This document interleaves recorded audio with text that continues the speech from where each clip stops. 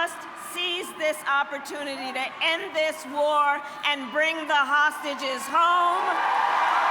And I will do everything in my power to meet that end.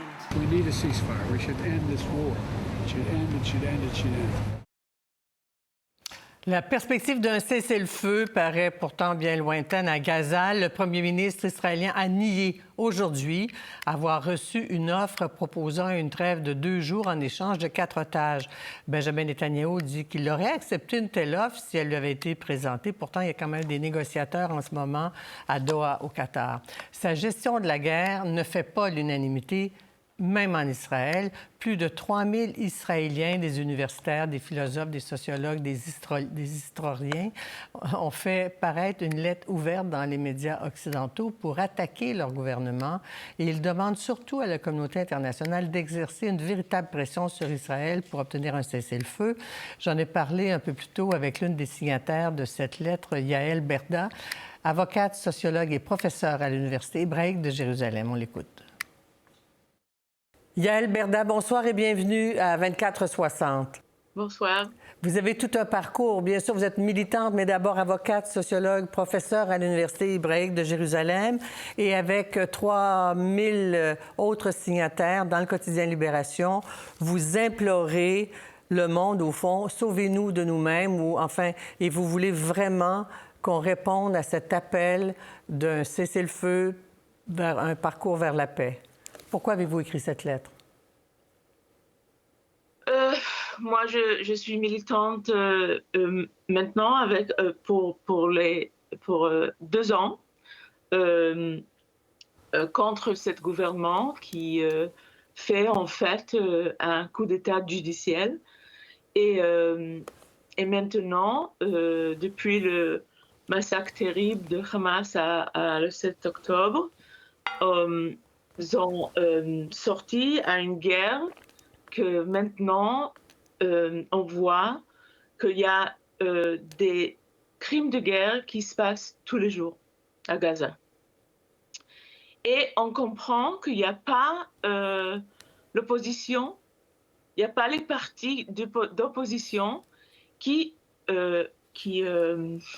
disent qu'ils sont contre la guerre, qui demandent le cessez-le-feu, l'échange de prisonniers et les otages, mais pas arrêter de la guerre.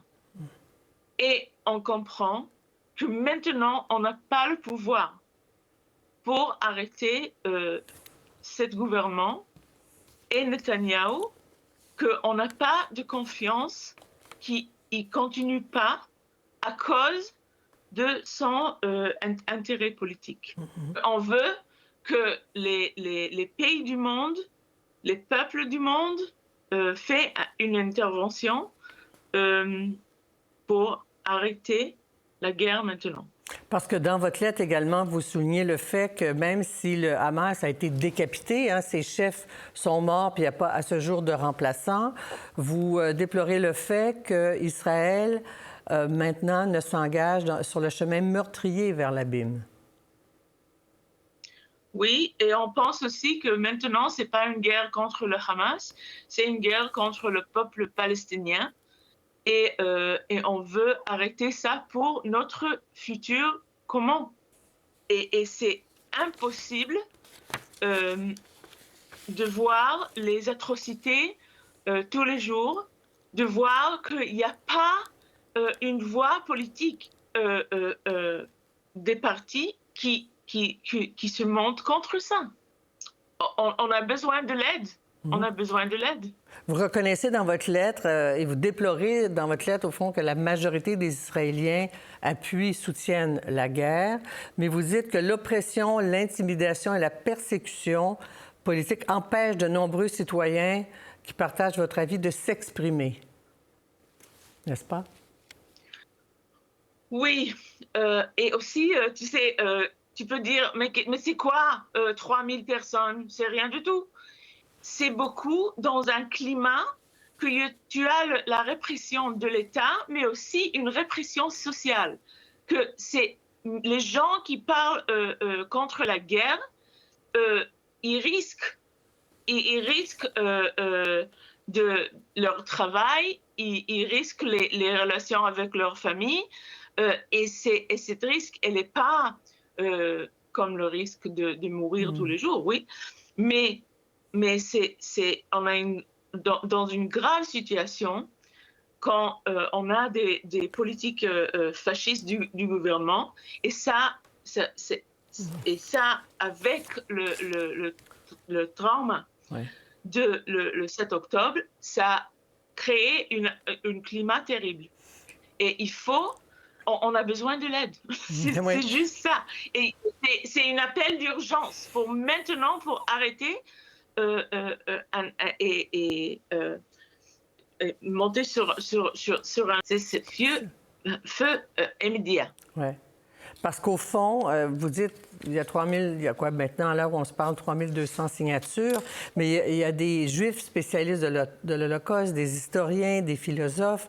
Dans le discours de Netanyahou, on a beaucoup dit qu'être contre la guerre ou les bombardements avec des milliers de morts, des dizaines de milliers de morts sur Gaza, c'est encourager le terrorisme. Ce n'est pas ça, votre engagement. Non, ça c'est le problème. Les gens qui demandent la paix, qui demandent un chemin politique et pas un chemin militaire, maintenant, le gouvernement, ils disent que nous, on soutient le terror. Et c'est ça, c'est la prévention des possibilités d'avoir les solutions politiques et pas militaires. Parce qu'ils créent une situation que les gens comme nous, ils nous appellent comment on soutient l'ennemi dans un temps de guerre. Et c'est l'envers, exactement l'envers. On appelle pour une aide immédiate, pour arrêter la guerre, pour avoir une possibilité pour la vie, pour arrêter cette terrible atrocité de mort. Et on voit comme notre société, elle éclate. Et dans une violence incroyable, dans une occupation et les possibilités aussi les colonies dans Gaza. Et il faut arrêter. Il faut arrêter. Et on a besoin de l'aide. Ouais, on ne peut pas le faire toute seule. Je comprends bien que votre souhait, c'est d'avoir la paix le plus vite possible, d'avoir des négociations et d'avoir la reconnaissance aussi du peuple palestinien. Merci beaucoup, Yael Berda. Merci.